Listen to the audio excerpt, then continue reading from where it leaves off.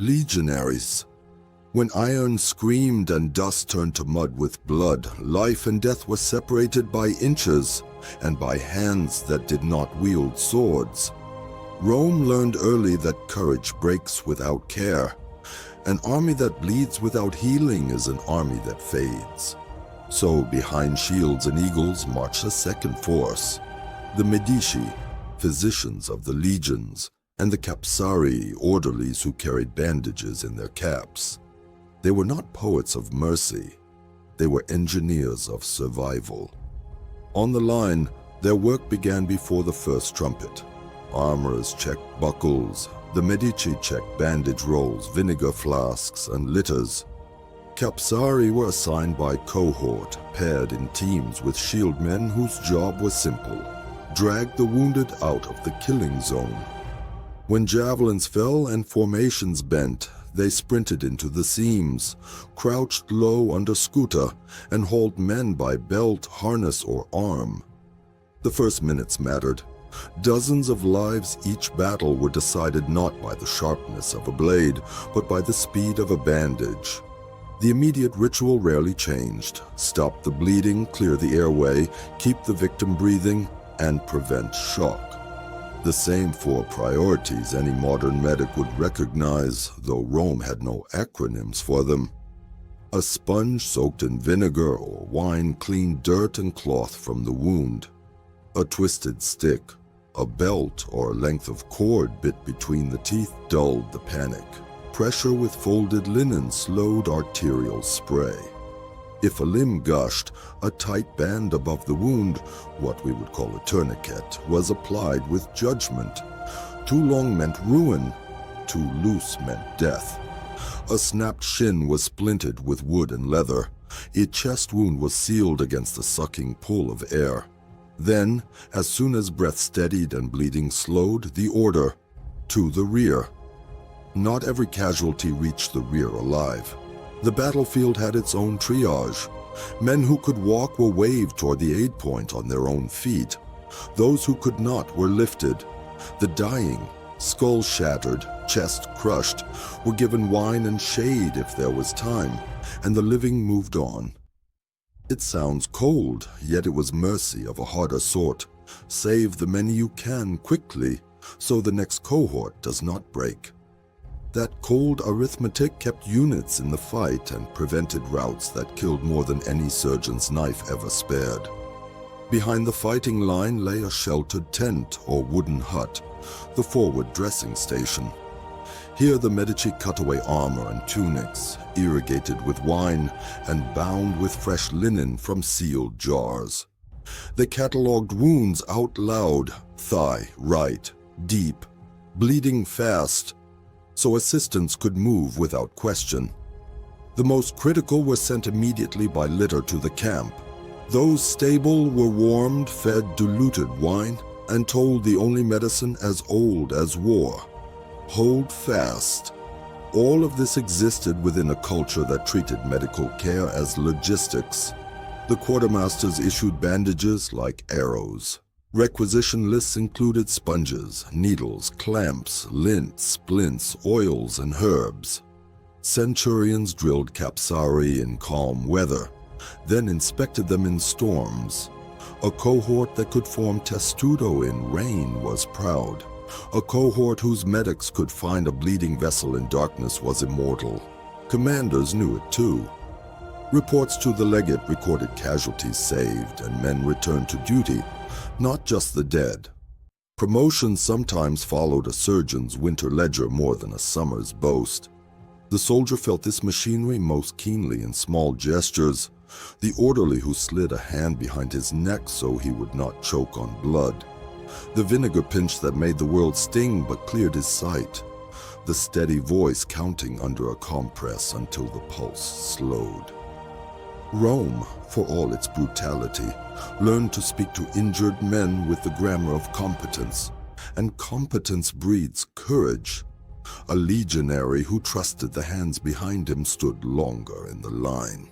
He threw his pilum a heartbeat later, advanced a step farther, held the shield higher when arrows hissed. Consider a morning on the Danube frontier. Mist sits low. The ground sucks at sandals. A cohort skirmishes forward, then stumbles under a sudden hail of arrows from the tree line. 2 men go down. The capsarii do not wait for shouts. One throws his shield over the nearer man. The other checks the groin for a pulse, then clamps a bleeding thigh with both hands while the shield man drags them behind a fold in the ground. A sling stone cracks the orderly's helmet. He flinches, swears once, and keeps pressure. Another team passes, leaving a splint and a word. 2 litters coming. By the time the cohort reforms, 3 lives have been stabilized enough to move. None of it is heroism as poets count heroism. It is repetitions, the 1,000 drills that made hands faster than fear. The legate later praises the cohort's steadiness. The capsarii get no laurel, only fresh bandages and an order to sleep. Yet the men in the ranks remember who fetched them back from the edge. In the next fight, they step a pace forward rather than back. That small pace multiplied along a line of shields is how battles turn. Nor was Rome blind to the cost. Capsarii died often. Litters broke, carts bogged, storms turned dressing tents to cold lakes.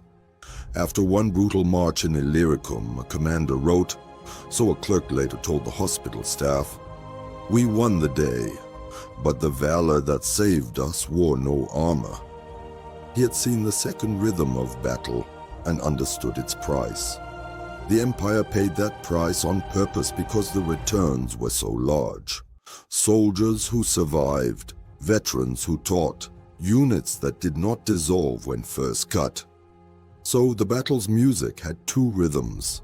In the front, iron and roar. In the rear, cloth, breath, and the quick arithmetic of survival. And in that second rhythm lay one of the empire's quietest advantages, the conviction, proven day after day, that Rome did not abandon its own.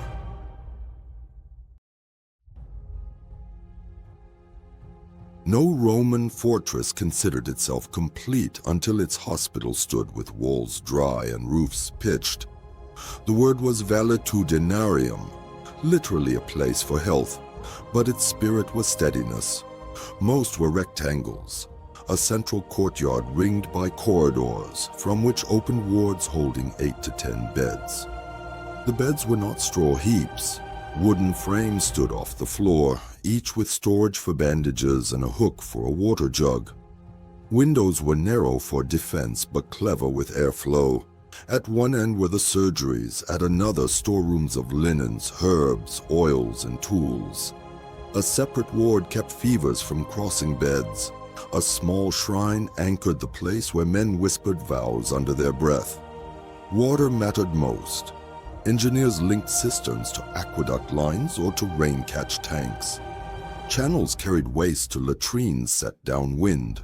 Floors near the operating room sloped almost invisibly toward drains, so wine wash and blood could be sluiced away fast. Basins stood by every doorway. Even those who scoffed at unseen miasmas learned to respect clean hands, clean tools, and clean cloth simply because they observed their power. In an age before microscopes, the valetudinarium made hygiene a habit. Admission followed order rather than chaos. The gate clerk listed name, unit, and wound. A medic placed a colored tag, red for urgent surgery, black for fever isolation, plain linen for standard cases. The fever ward was its own world, low light, cool airflow, water in constant supply. Malaria, flux, and camp fevers could cripple a campaign worse than enemy steel. Doctors tracked chills and sweats with a precision any modern clinician would admire, timing doses of willow bark and diluted wine, balancing rest against the need to keep the lungs open and the bowels moving. The staff was a compact hierarchy. A chief physician, often a freedman with Greek training, supervised chirurgy, surgeons, pharmacopolae, compounders of drugs, and the ranks of capsarii who rotated between wards and the front. Orderlies learned to thread needles, tie knots, lift without tearing a wound, keep records. Records mattered. Which salve healed fastest, which bandage rotted slower, which instrument rusted quickest in damp weather. The Roman army loved lists. The hospital turned that love into survival. Discipline did not end at the threshold. Soldiers on light duty served as guards, controlling entry and ensuring quiet when quiet saved lives. Visiting hours existed because men healed better with voices they knew, but not while another man on the next bed faced cautery. Food followed a schedule: thin porridge and greens first, then bread and cheese, meat only when fever passed or strength returned. Wine was watered, not as cruelty but as medicine. Hydration beat bravado every time. Outside the ward stood the instrument room. Racks of scalpels, bone saws, forceps, probes, hooks, and catheters, lamps with fresh oil, braziers, boxes of silk and linen thread, jars of honey resin and oil, baskets of herbs, yarrow, plantain, chamomile, rue. Each item had a place and a tally. When the bell clanged from the gate and the litter team hurried in, hands did not search, they found. Some valetudinaria became centers of teaching. Surgeons demonstrated on wax models, then on animal carcasses, finally on willing soldiers with minor ailments. Young medici learned not only technique, but posture. Square stance, steady breathing, voice pitched low.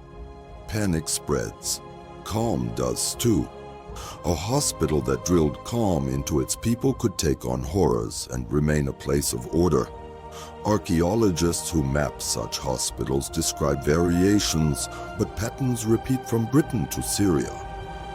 Where space allowed, a covered walkway circled the courtyard so beds could be wheeled into sun without exposing patients to rain. Some forts added small gardens for herbs, others dug cool cellars for storing wine and oil away from heat. In colder provinces, braziers were set into niches along the ward walls to keep an even warmth, with vents leading smoke into roof channels instead of the patient's lungs. There were rules on paper, but there was also a culture.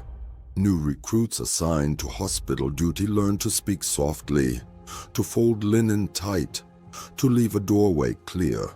They were taught how to lift by the hips and shoulders, not by the wounded limb. How to keep their own knives clean. How to fetch water before it was shouted for. Anticipate was not a word in their manuals, yet it became the soul of their work. Success echoed through the camp. A century that returned 5 men to the rolls after a hard week saw its cooking fires burn brighter. Pay clerks noted fewer death deductions.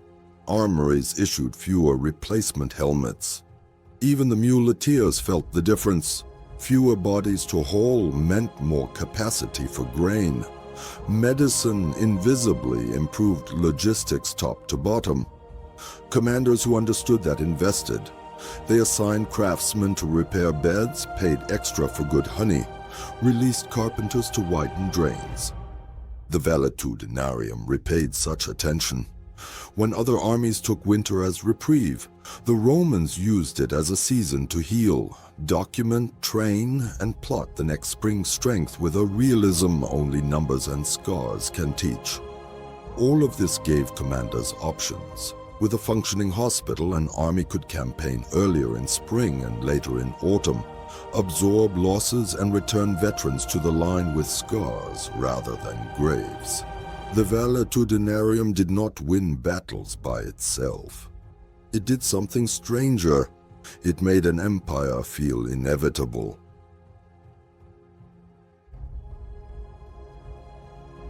Surgery in Roman hands was the art of choosing the least terrible path and walking it steadily. The tools were beautiful in their cruelty. Bronze and iron shaped to a purpose, scalpels for incision, tenacula for gripping vessels, forceps for withdrawing arrowheads, trifines for opening skulls when pressure swelled within. There were spoons for scooping splinters, needles curved and straight, and delicate probes with olive-shaped tips to feel for embedded iron without tearing healthy tissue. Operations began with light, warmth, and cleanliness. Lamps were trimmed, braziers stoked, water heated, sponges boiled in wine. The patient's skin was shaved where needed and washed. A strip of leather or a wooden bit protected teeth. For pain, there was wine to dull, poppy to cloud, henbane to turn edges soft. Nothing stopped agony entirely, but layered small mercies could bring a man through.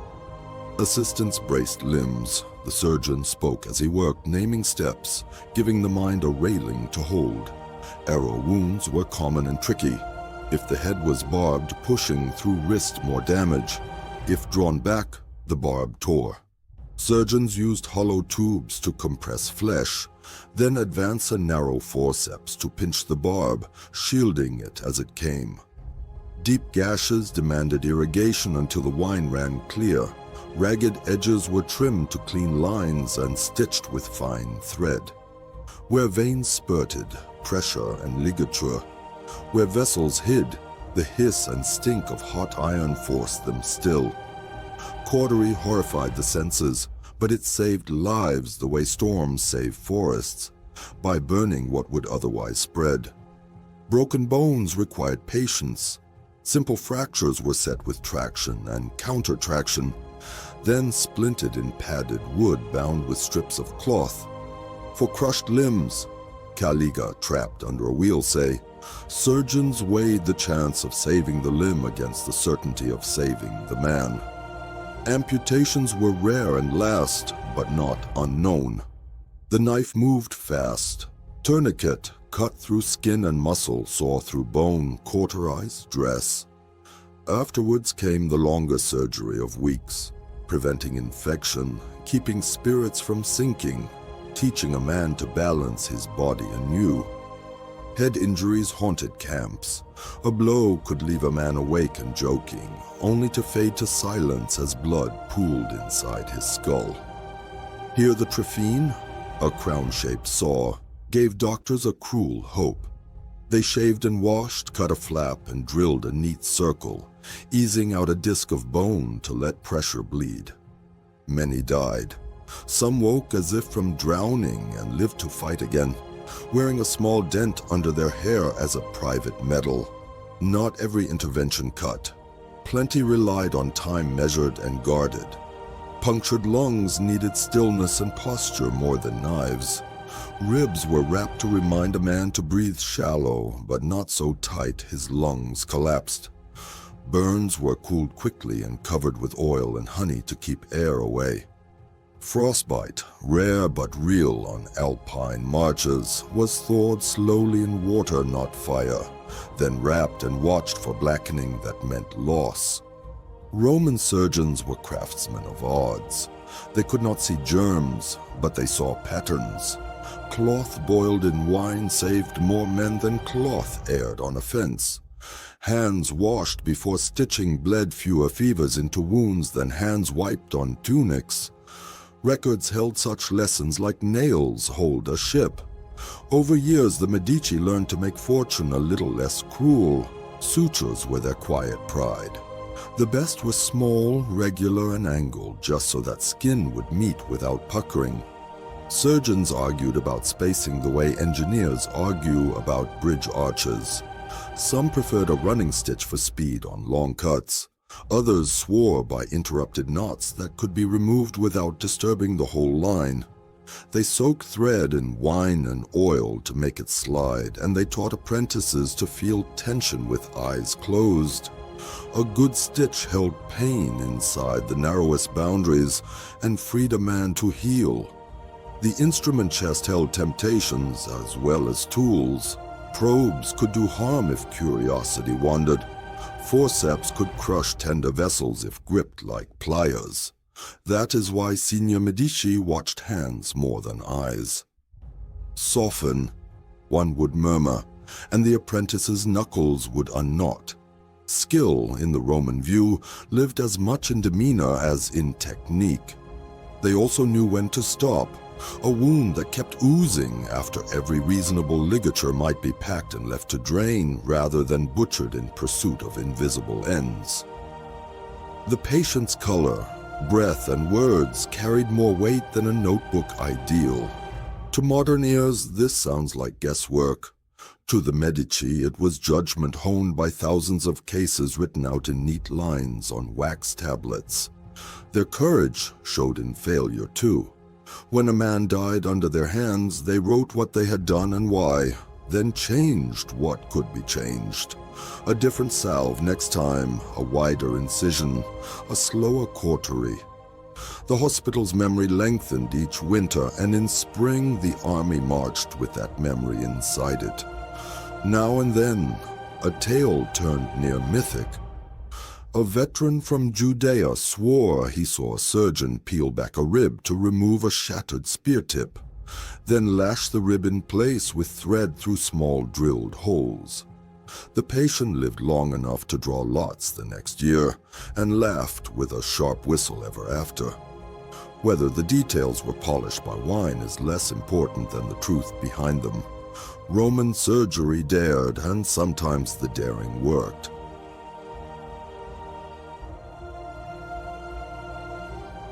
The arsenal of Roman healing was not only metal, it was sticky, bitter, fragrant, and green. Honey, the empire's quiet treasure, sealed wounds from air and rot, drew fluid gently, and gave a bed where new flesh could knit. Resin from pine and cedar added a shield against decay. Myrrh soothed and cleansed. Vinegar and wine washed and stung, their acids biting dirt and sweat loose. Olive oil kept dressings from sticking and skin from cracking in heat and dust. Herbs did what iron could not.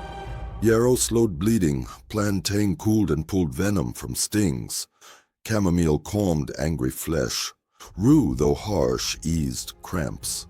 Willow bark dulled pain with a whisper of what we now call salicin.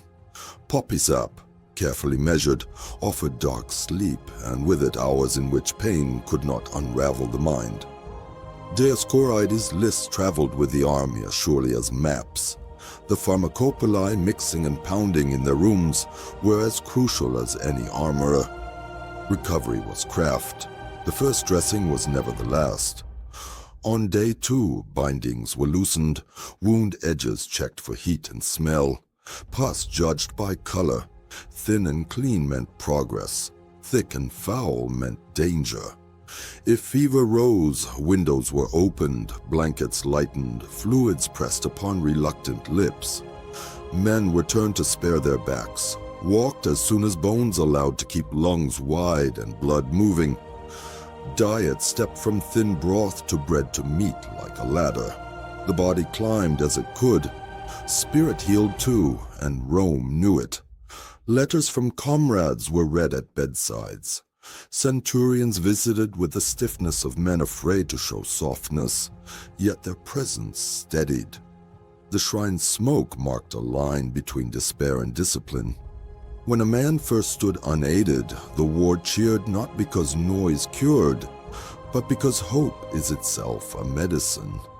Discharge was a ceremony of inventories reversed, bandages back to stores, names scratched from the slate, a short note to the paymaster that the stipend flowed again. For the army, these small victories added to a grand arithmetic. Every healed man returned experience to the cohort. How to hold a shield to guard a thigh, how to read a cloud for fever weather, how to pace a march to spare the weakest without slowing the strong. Medicine thus fed tactics. Commanders planned knowing the hospital could absorb the shock of a bad day. Campaigns stretched because wounds did not end the story of a fighting man. This is why Rome's medicine mattered beyond compassion. It was strategy in linen. A state that organized healing organized loyalty. The soldier who trusted the hands that would catch him fought with a longer heart. The family who heard he lived through fever blessed the eagle he served. Empires fracture when the bond between ruler and ruled thins to paper. The valetudinarium thickened that bond to leather. Discipline protected the convalescent from his own pride. Soldiers are bred to rise too soon. The ward rules forbade lifting shields or practicing forms until a surgeon signed the slate. Men grumbled, then blessed the caution when stitches did not pop and bones set true. The return to duty followed a ladder of tasks. Sweeping corridors, carrying light loads, pacing laps in the courtyard, sparring with blunt sticks, finally marching under half-kit before facing the weight of a full pack in armor. The moral geometry of care extended beyond the individual. Units rotated men to visit the sick so no one was forgotten. Decurions kept lists of households, owed messages, and ensured that news, good or ill, traveled with dignity. Priests and philosophers disagreed about fate, but the hospital taught a simpler creed. We are responsible for one another's bodies. That creed bled outward into camp life, sharpening discipline and softening edges in the same motion. In the long view, Rome's healing arts helped write the empire's political story. Veterans who lived returned to farms with scars and skills. They told boys in villages that service was survivable, even honorable. Governors could promise settlers protection because garrisons remained strong after plague seasons. Roads and forts mattered, but the trust that flowed from hospitals, quiet, practical, proven, was mortar between all those stones.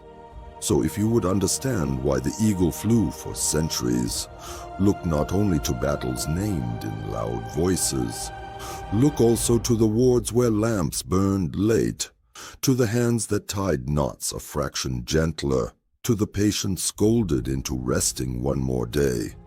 There, in the stubborn dailiness of care, Rome found the strength to go on.